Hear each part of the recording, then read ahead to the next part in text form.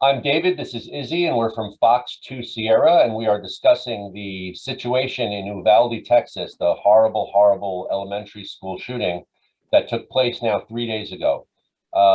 The situation is still unfolding. We're still learning more and more about what happened in the hours and minutes that led up to this unfortunate event. But one of the things that we know for sure is that the shooter was outside the school shooting for as many as 12 minutes prior to entering the school, and that it took law enforcement over an hour to breach the school and engage the shooter. And this is a serious failure on the part of law enforcement in Texas. We are huge supporters of law enforcement, but we have to be honest when we say that this was probably not handled properly, and we wanted to discuss that now. So, Izzy, I'll turn it over to you.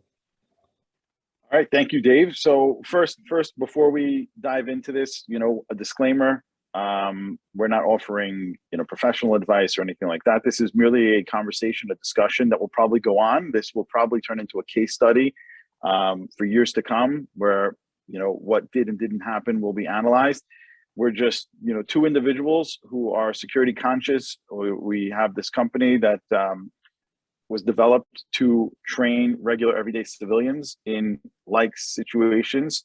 And that's why this what happened in Uvalde is really important to us, and what sparked this conversation. So it seems to me that there are issues both outside the building as well as inside the building, right? The outside of the building are first responders, the law enforcement who are responding to, a known active shooter, and then sort of the response inside the building, the people who are being victimized by the active shooter, and sort of their reaction to things. And we can analyze this, from both perspectives, and maybe suggest thoughts about, the current thinking and philosophies that are being pushed or suggested to schools in active shooter scenarios from the Department of Homeland Security on down, and whether or not they work. And the same would hold true for the responders, first responders, our law enforcement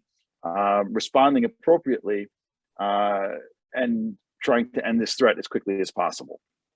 So using Uvalde, you have 21 people that are killed in an hour. Most of which are young students, elementary school students from ages 5, 6, 7 years old, who don't really have much of a fighting chance on their own if left to their own devices, right? So, Dave, should we start on sort of the outside first and then work our way inside in terms of observations, analysis, thoughts about this? I think that's a good idea, yeah. All right, so as Dave said, we now know that the shooter arrives at the school and begins shooting outside the building for approximately 12 minutes.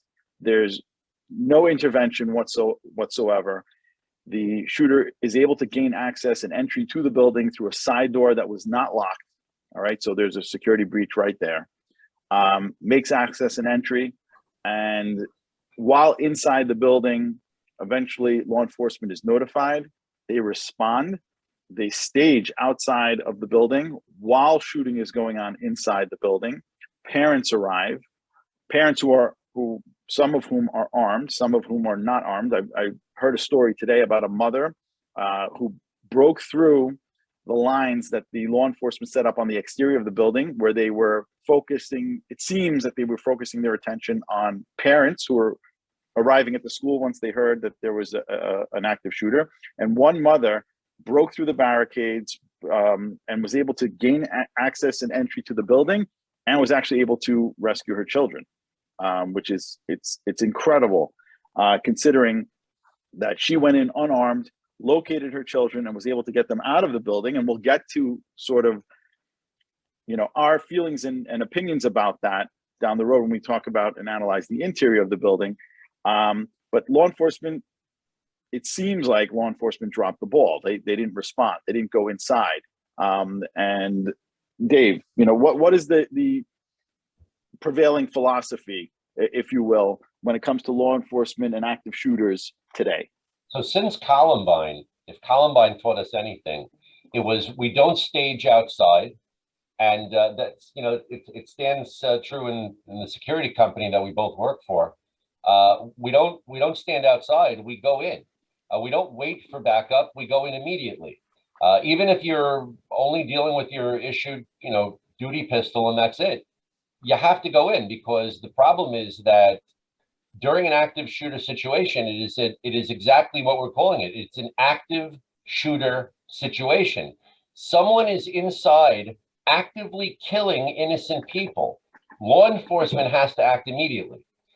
So that should be the prevailing philosophy. But unfortunately, we saw in Florida not too long ago, and now again earlier this week, that it's just not being acted upon. So another way to deal with this is be prepared ourselves. Izzy. Right. And from a physics standpoint, right, and an object in motion tends to stay in motion unless acted upon by an equal and opposite force. All right. So you don't have to be rocket scientists about this, right? If we have a situation where there's an active shooter, perpetrating, mass injuries and shooting inside a building, the only way to stop that person is to use a commensurate amount of force to terminate their actions and activities. And the only way to do that is to do that immediately. Or you can choose to wait until they either run out of victims or bullets. Right. And not something that anybody would ever suggest is a viable option. Right. So analyzing this from the exterior, it seems like there was an epic failure on the part of responding officers. And just so that we're clear, we have the utmost respect and admiration for law enforcement. I'm former law enforcement on the prosecutor side of the house. I was never a police officer, but worked hand in hand with them, actually went out with them. So they have an incredibly difficult job to do. And one has to wonder about two things: policy today. What is the policy today? And who are the policy makers? Are they people that have experience, boots on the ground? Are they the ones who are responding to these calls and have firsthand knowledge? Or are these people removed from the situation so that when they enact this policy, it is more political agenda than it is, actual information and consideration that can be life-saving? That's number one. And number two, are we equipping and training our police officers and our first responders so that they can provide an adequate, necessary, imminent response when these situations arise? So, those are questions that'll probably be debated till, for a long time thereafter.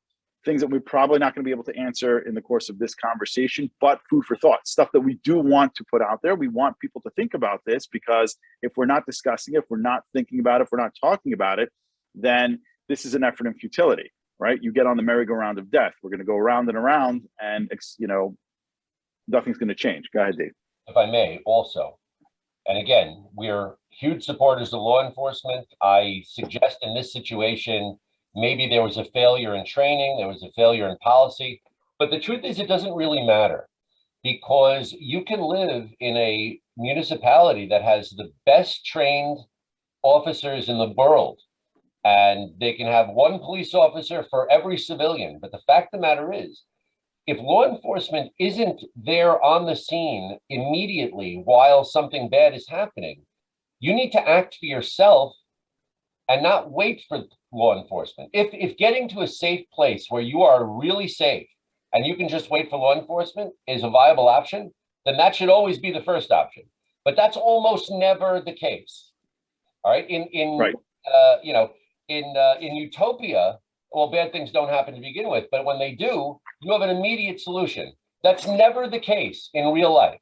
So in real life, people need to be informed and trained to act on their own behalf. And they need to practice because, going to a class one time and learning how to do something is not going to help you at all when things go sideways. So, which brings us to, the purpose of Fox 2 Sierra, Izzy. Right. So that will now segue from things that are not in our control, and that is, law enforcement response, first responders. We have no control over that. That's something that we essentially put our faith and trust in an entity that all we can do is reach out and then hope that they respond and hope that their response is appropriate to whatever it is that we're dealing with. So since we have no control over that, we now have to look and ask ourselves, all right, I have no control over that.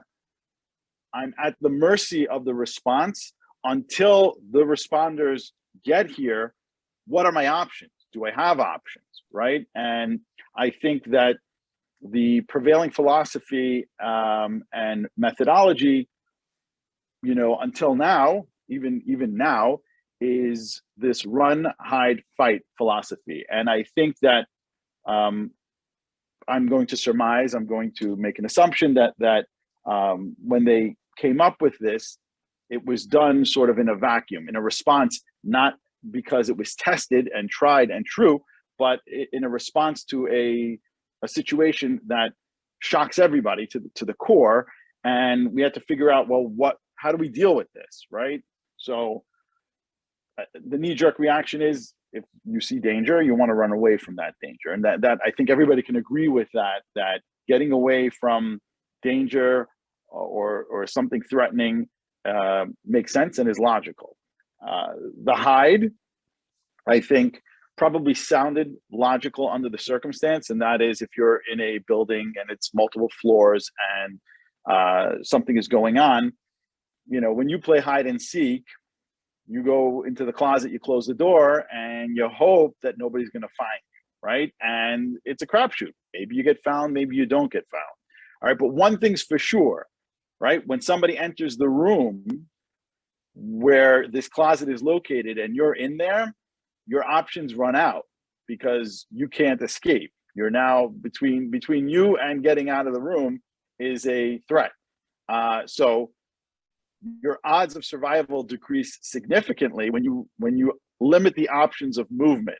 So if I'm stuck in a closet, I better hope and pray that I don't get found. More often than not, if I'm hiding, I'm trying to keep as low profile as possible. I'm trying to make my presence the least recognizable and the least observable. So I'm probably going to, secrete myself in a corner of the closet, maybe hide behind something, or make myself infinitely smaller, or as small as I possibly can.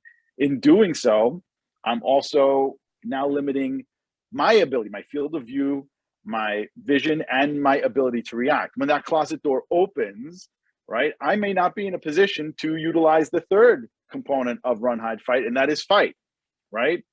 Whoever's opening the door may have the jump on me, all right? Even if I can launch myself at that person, if they have a weapon and their weapon is at the ready, the odds are not in my favor. So, the philosophy, I think, while theoretically sounded good when they put this philosophy together and this methodology together, what we're seeing now in hindsight, now that these active shooter situations on school campuses specifically, as well as houses of worship, but more so with schools and universities, what we're seeing is that the hide and the fight are not having the successful results that I think were anticipated by the people who came up with this methodology. If you look at, go ahead. Just to be said about that, and I think it's specifically relevant to this circumstance. We're dealing in this case with an elementary school. So the old philosophy, I guess it's the current philosophy of, we're going to immediately go to lockdown rather than try to escape the building, because we don't want kids running out of the building and then they're going to get lost or whatever. All right, because these are young children. I think that's not. There wasn't enough thought put into that. Of course, you don't want kids running out of the building and scattering.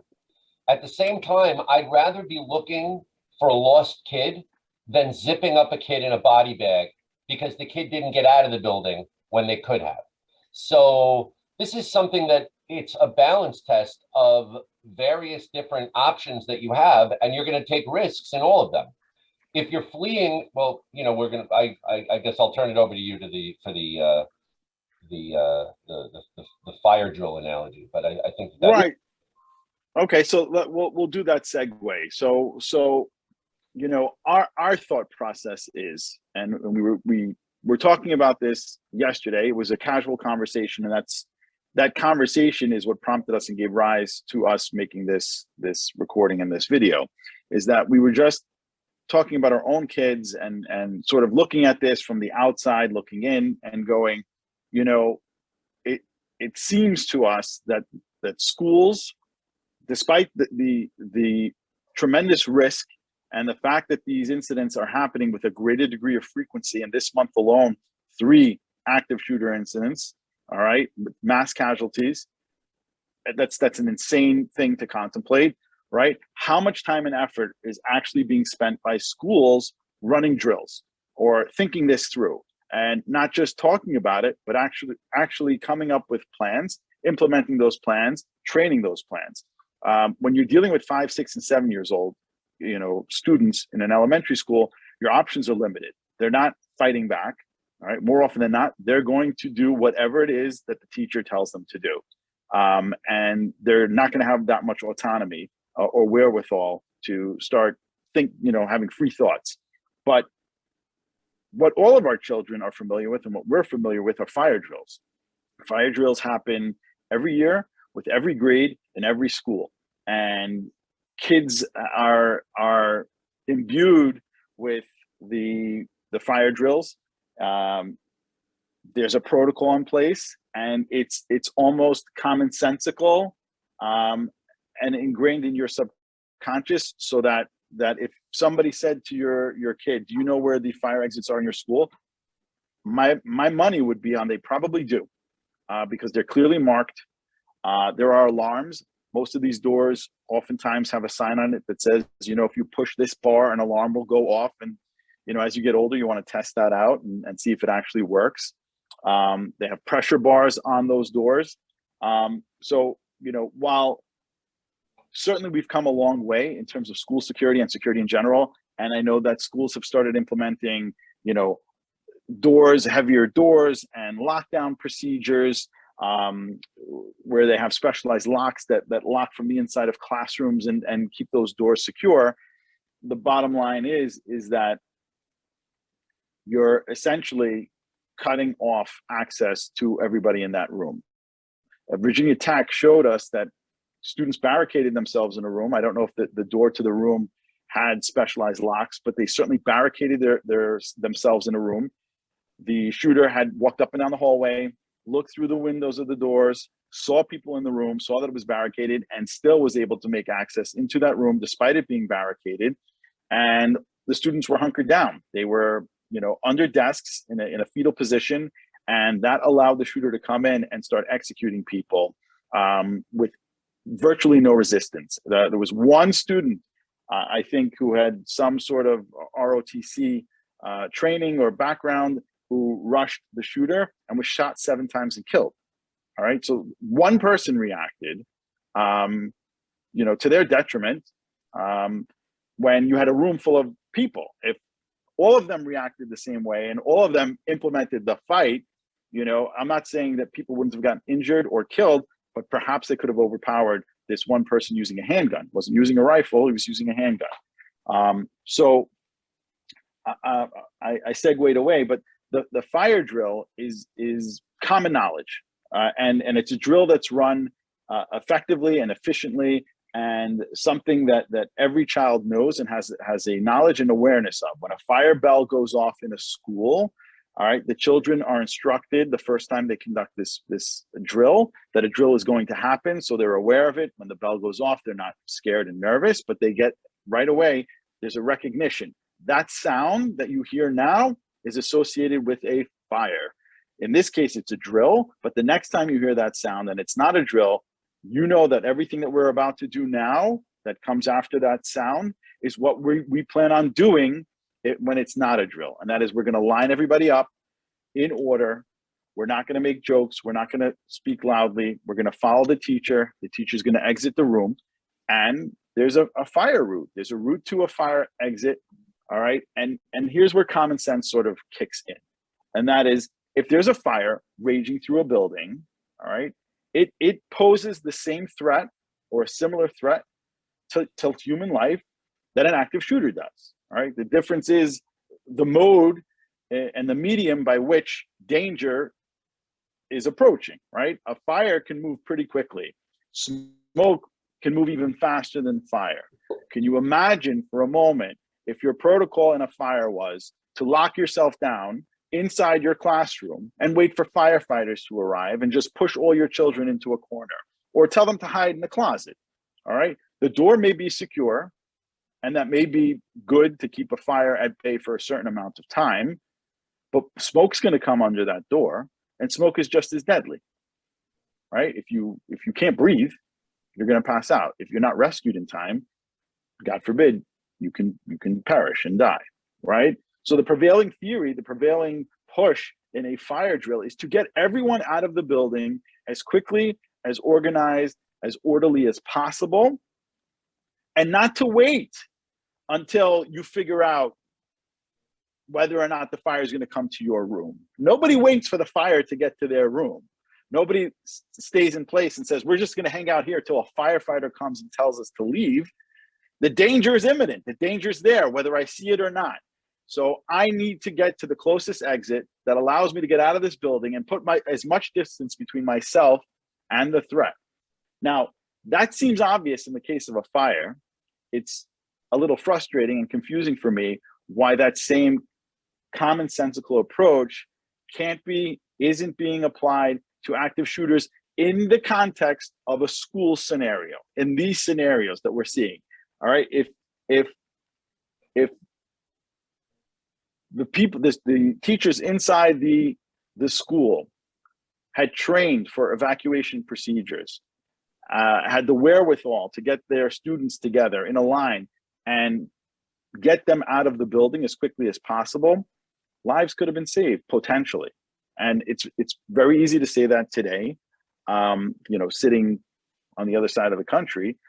But again, mindset is really important. Preparedness is really important. We spend so much time, Dave and I, again, we're licensed armed security guards. We have this company, Fox 2 Sierra, where we associate and listen and gather knowledge from other like-minded people in the field and in the industry. And we cultivate things that speak to us, that resonate within us, that make sense. And then we train on it. We don't just adopt it and repeat it. We're not parrots. We're not monkeys. We're not here just, spitting out what other people say because we like those people or what they have to say. We actually adopt it. We train on it. We work through it. We find out if there's kinks.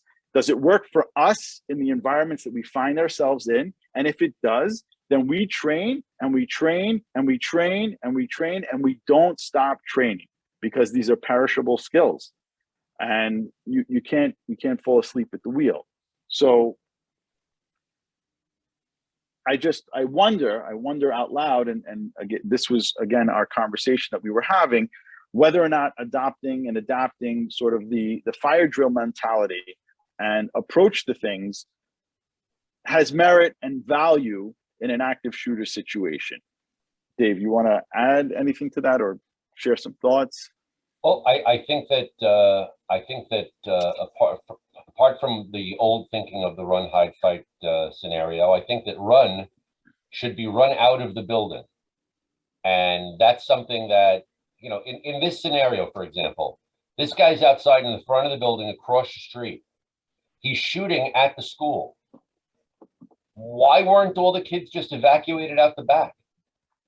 They knew what was going on, right? So these are failures of action that, unfortunately, like you mentioned, this will probably turn into a case study, and hopefully we'll learn more as a result of this tragedy.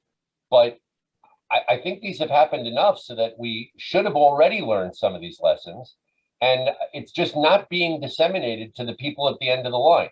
You and I talk about it, but people in schools are not talking about it. The teachers are not talking about it. No one's doing anything about it, or at least they're not doing the right thing. That's what it seems to me. And that's something that we can help with, because that's part of what we do is we build customizable emergency action plans for schools and synagogues and houses of worship. And we help train the individuals at those facilities to help themselves. All right. If somebody was having a heart attack and you have a defibrillation unit on the wall, you're not going to say, I called 911, wait for the ambulance. You're going to grab that defibrillator and do what you can do. People need to be trained to act themselves, because when seconds count, help is minutes away. And that's the problem. And it's not the first responders' fault. They can't be everywhere all the time, right? But you're there when something bad is happening to you, so you need to respond properly. Otherwise, we're just going to see more and more of this. Right. Our philosophy, and that's a philosophy that's been imbued in us from people that we train with, is you are your own first responder. Like, the first person you have to rely on is yourself. And to build off what Dave was saying, the run, be it in run, hide, fight, or any other, response to active shooter, the run should apply equally to everybody in an active shooter scenario. It should apply to the first responders. They should be running in and responding. And it should apply to the people inside who are potential victims of this, and they should be running out. And the flow should be in the same direction, right? Everybody should be running, some towards the danger, others away from the danger.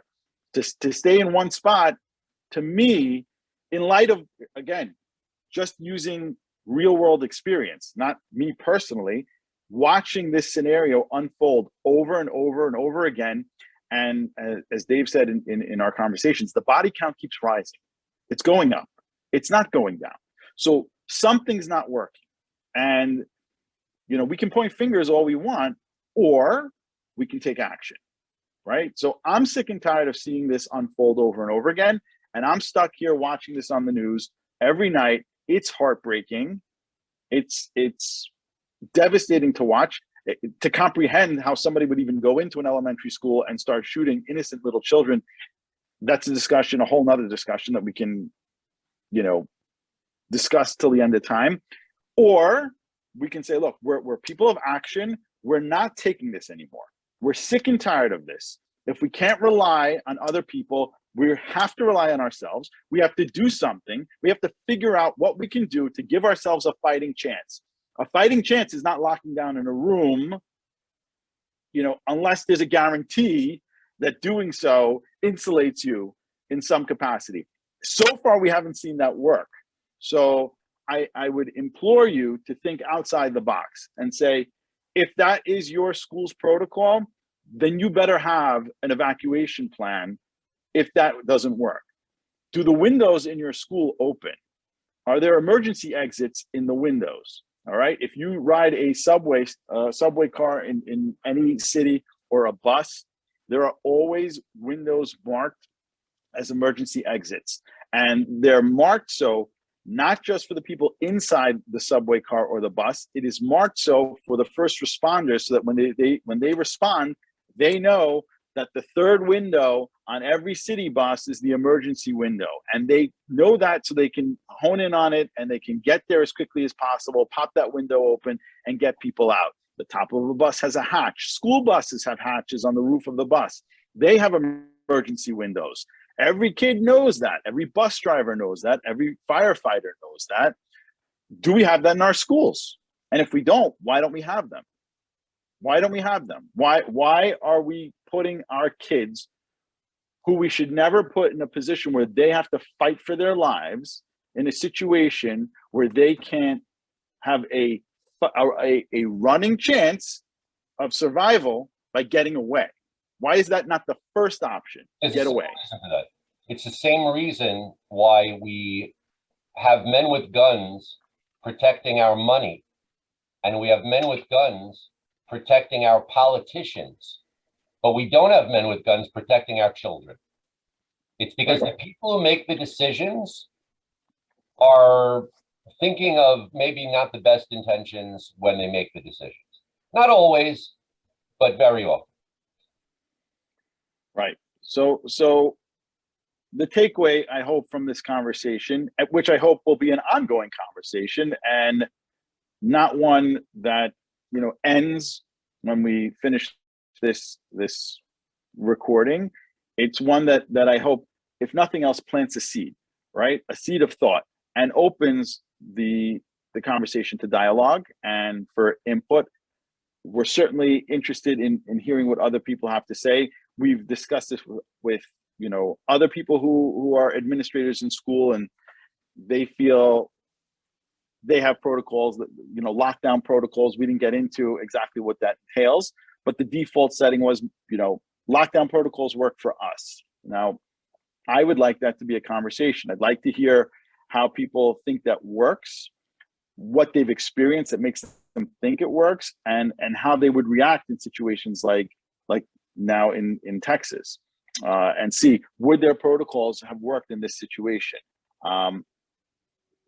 So I'm certainly open to suggestion about it, but in light of all the conversations, the training, what we've seen, you know, real world, my default setting is still observe the situation, take an inventory, take stock, what's going on. If there's a fire, people rely on common sense with how to react to a fire.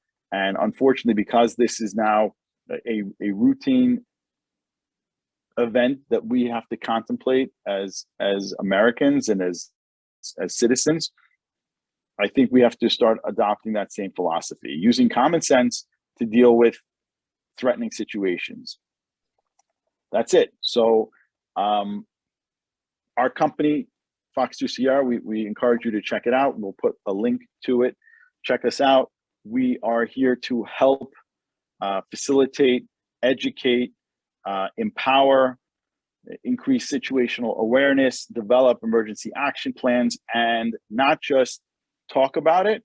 We're here to put the wheels in motion and then to train on it. We want to train with you. We want to train you. We want to increase your survivability through education and knowledge. The more you know, the more you train, the better accustomed you are to any situation, the easier it will be for you to adapt to that situation and to save lives, to save yourselves and to save your students and to get them home at night.